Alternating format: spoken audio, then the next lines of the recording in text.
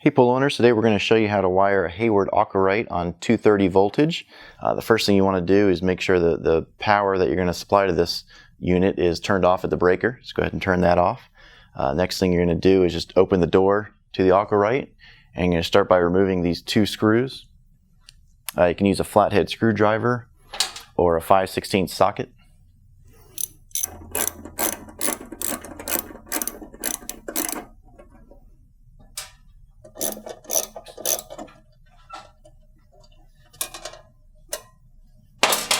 Alright, once you get those screws removed, go ahead and take out this front panel. Set that to the side. Before we can feed the wires in, we're going to have to punch out one of these knockouts. And you can see the knockouts are these circular pieces on the inside of the box. One's here, one's at the bottom. Once you knock one of those out, go ahead and thread a 1/2-inch male pipe threaded terminal adapter in place. Alright, so go ahead and feed your 3 wires through the conduit adapter. You'll have 2 hot lines, which are typically black and red, and then a green ground line. In this installation, we're using 14 gauge wire, which is sufficient for this Aquarite. Even at operating at 100%, this machine's only going to pull about 8 amps, so 14 gauge is going to be sufficient, as long as your run's under 50 feet or so. Alright, the first one we're going to hook up is the black hot line to terminal 1, and you'll see that the terminals are labeled on the board itself, 1, 2, 3, 4.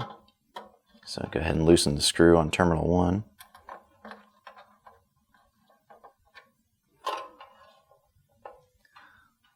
Alright, there you go. Black hot line going to terminal 1.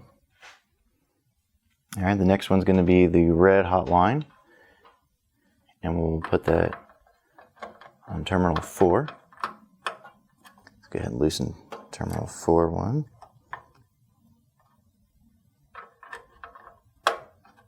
Tighten that down.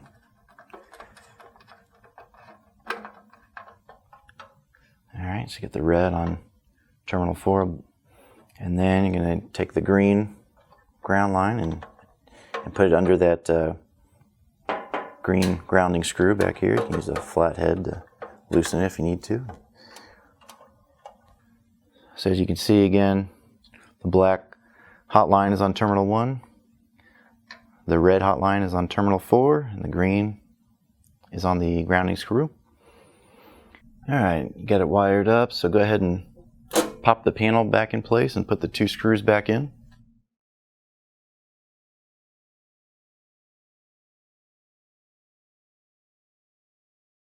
Alright, the last step is going to involve bonding the Aquarite box.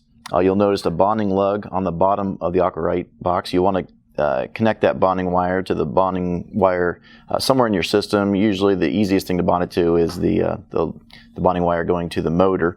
For more information on how to bond it, check out our guide titled How to Add a Line to the Pool Bonding Wire. We'll link that within the how-to guide and in the YouTube description. Alright, so now the Hayward Aquarite is wired up for 230 voltage. At this point, you can go ahead and turn the power back on to the breaker and enjoy your salt system.